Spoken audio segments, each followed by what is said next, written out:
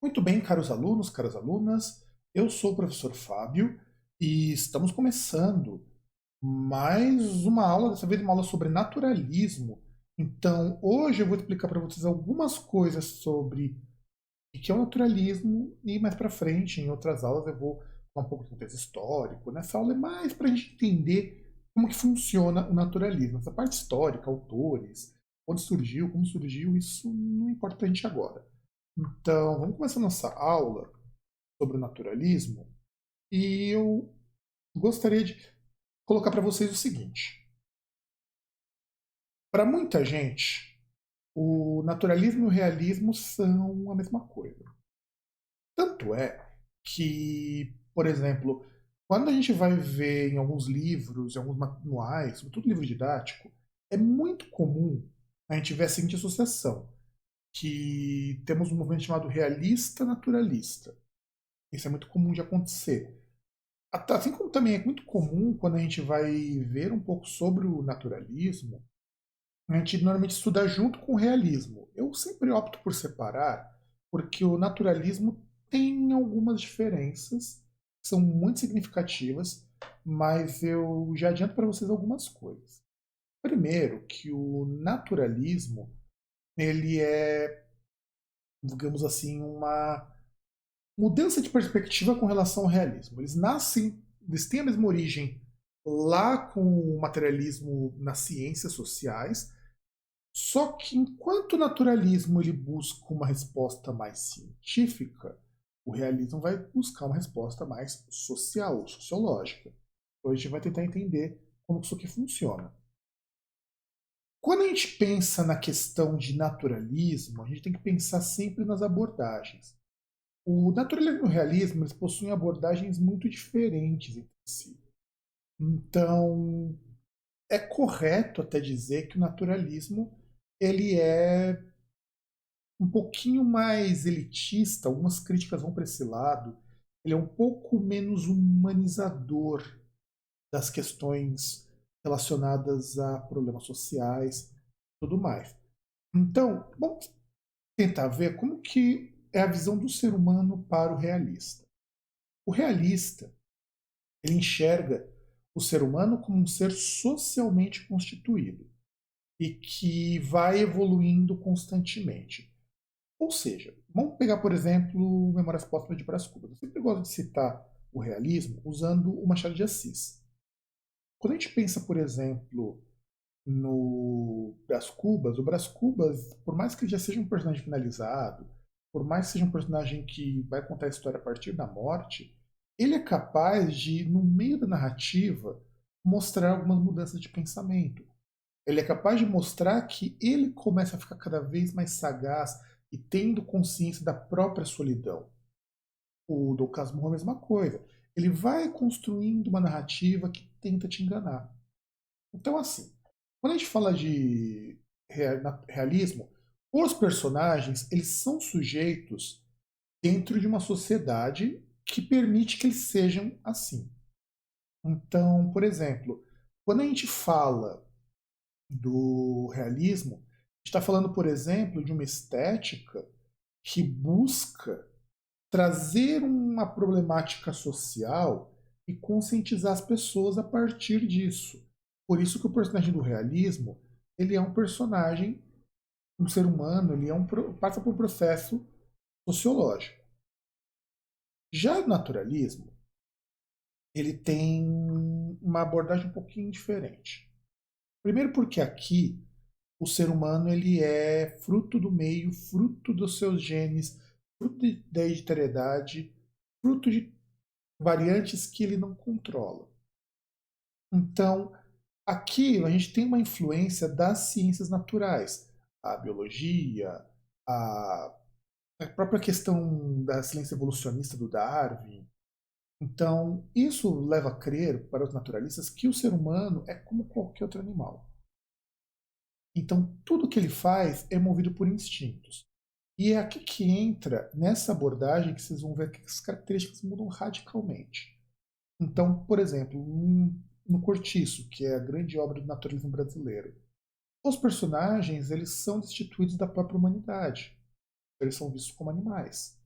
Isso é um evento que, por exemplo, vocês nunca vão ver no Machado de Assis, nunca verão em outros livros realistas.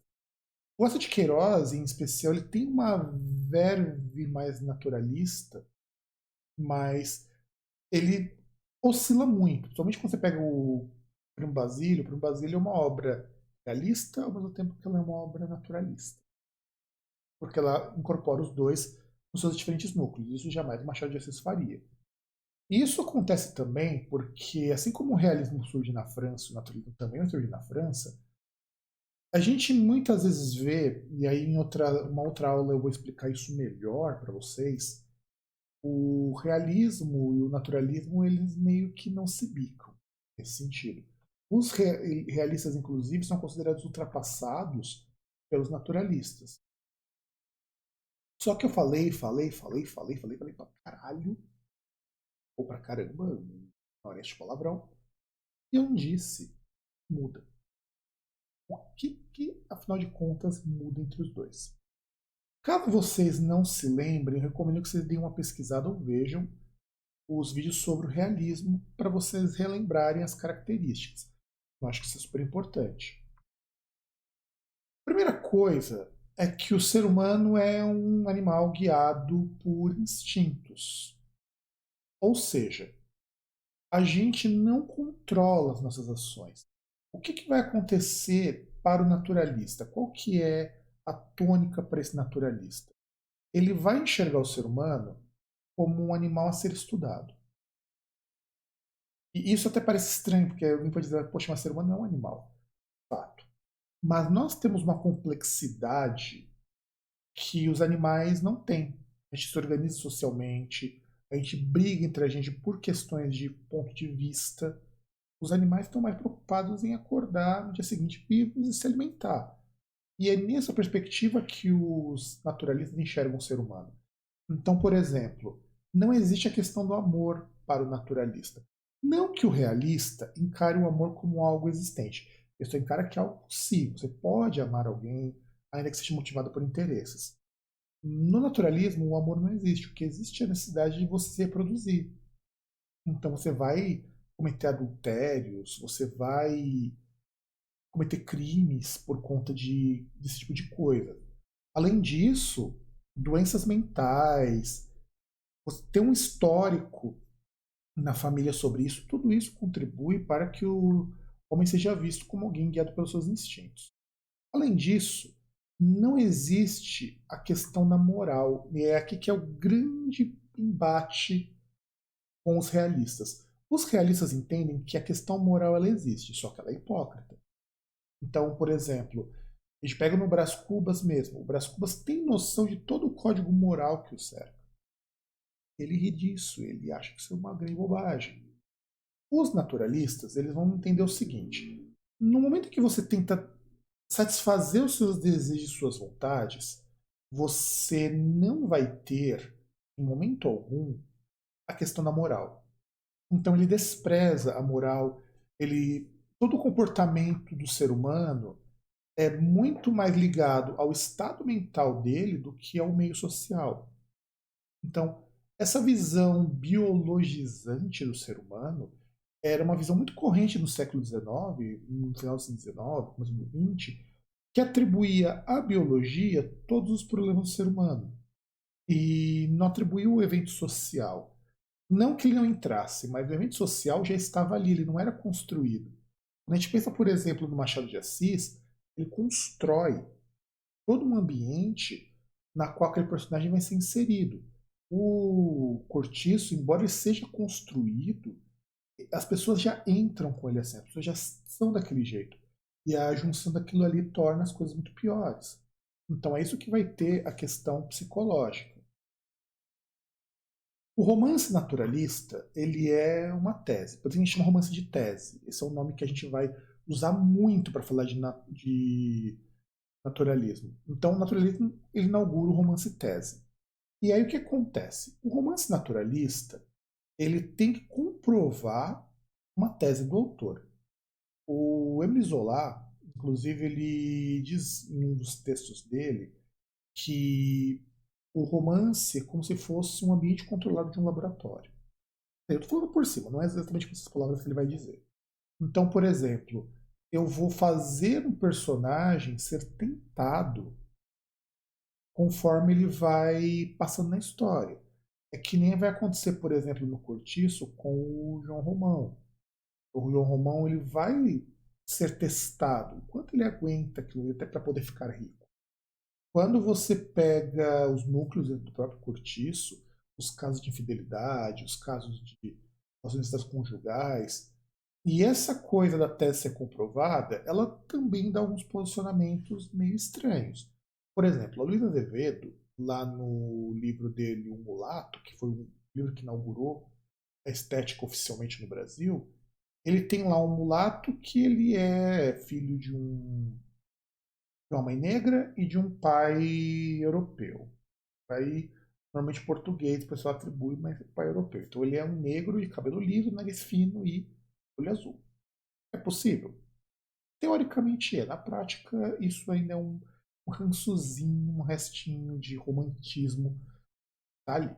Aí tem a prima desse mulato. E ela já aparece na descrição preparada para fazer sexo com ele. A única função dela é essa narrativa. Então a tese é justamente essa.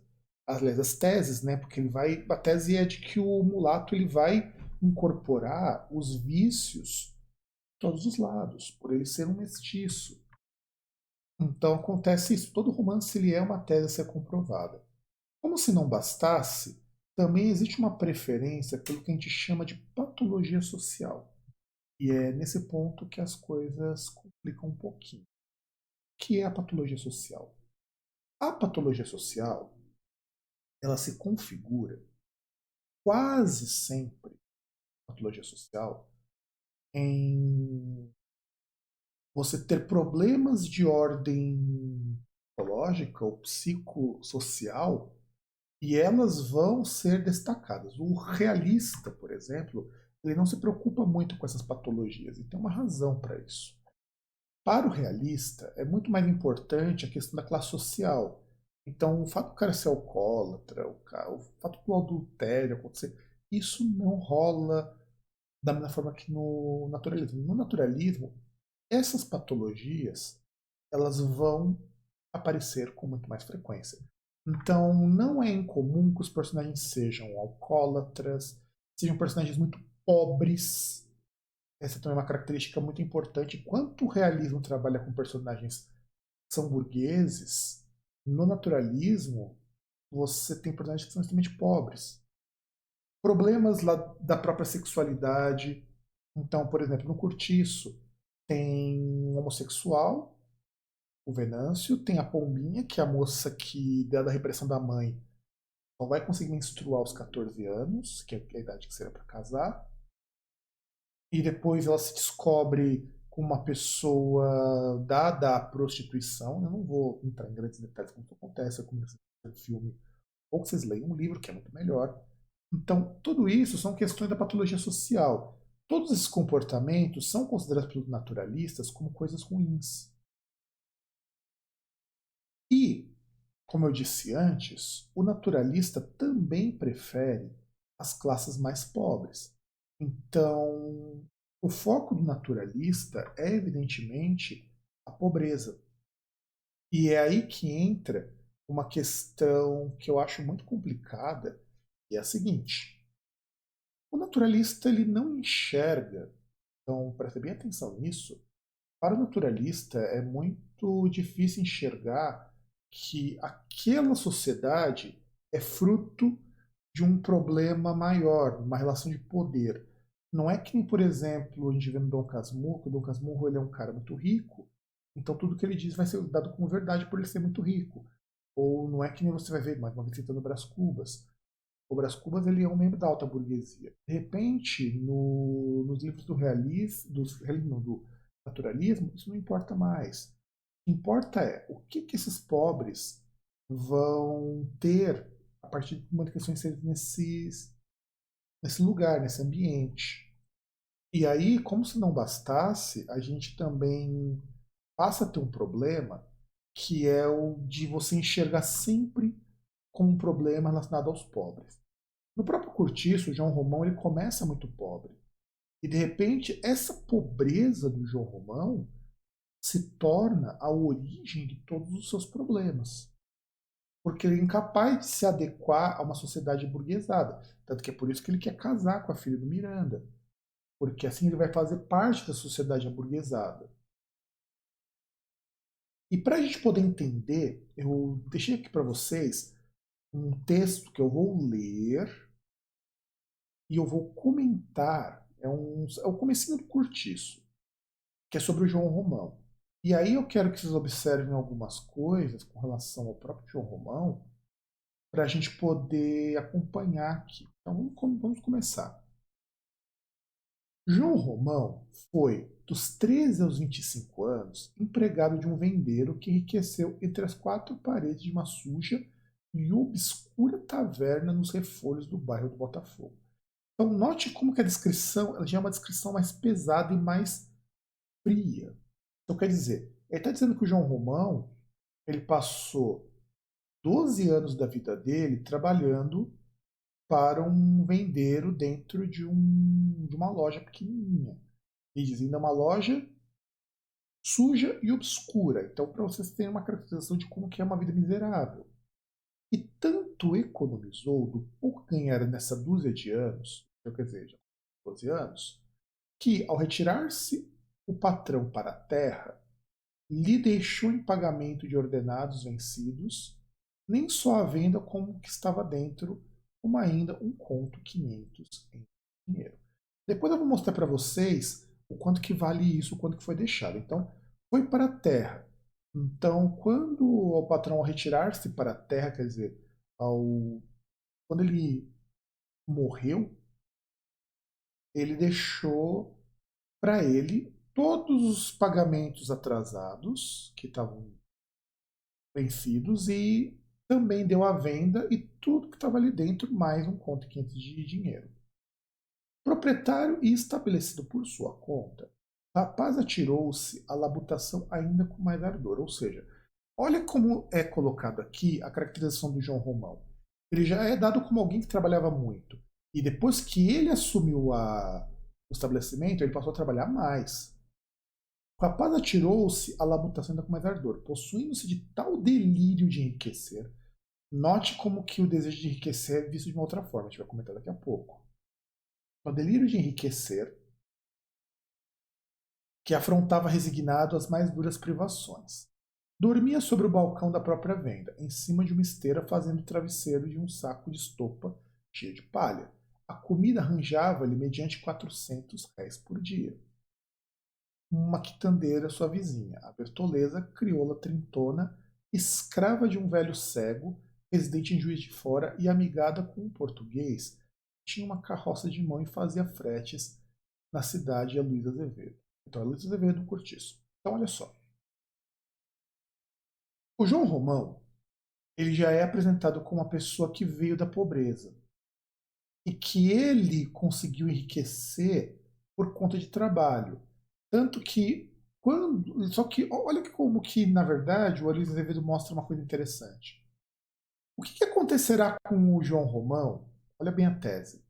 Ao enriquecer, porque ele não tinha nada, ele era um empregado, de repente o patrão morre. Ou você pode entender também tirar-se para a terra que ele se aposenta. Tanto faz como interpretarem isso. E aí ele fica com um estabelecimento, com tudo que tem dentro, e um conto 500 reais, que equivale a 180 mil reais hoje. Então ele ficou com bastante dinheiro. Ele não era rico, mas ele já estava com bastante dinheiro. Então ele queria mostrar como que ele reagiria ao receber tanto dinheiro. E na visão do autor, ele tem uma patologia que o impede de pensar diferente, que é querer ficar cada vez mais rico. Então isso nos leva à segunda. Ele tem um delírio de enriquecer. Isso vai ser constante também na obra, mostrar que os personagens são movidos de acordo com certas condições psicológicas. Então, João Romão, ele queria tanto enriquecer que ele acabaria ficando louco com isso. Então, isso que basicamente uma descrição naturalista. Ele coloca as pessoas como pessoas doentes. Então, ele tinha o delírio de enriquecer. Quer dizer, ele era tão ganancioso que chegava a ficar doentio. Isso. E é aí que a gente tem que observar como que o naturalismo trata os personagens. Mais para frente, na obra, há outros problemas de animalização, há outros problemas que vão aparecer aqui.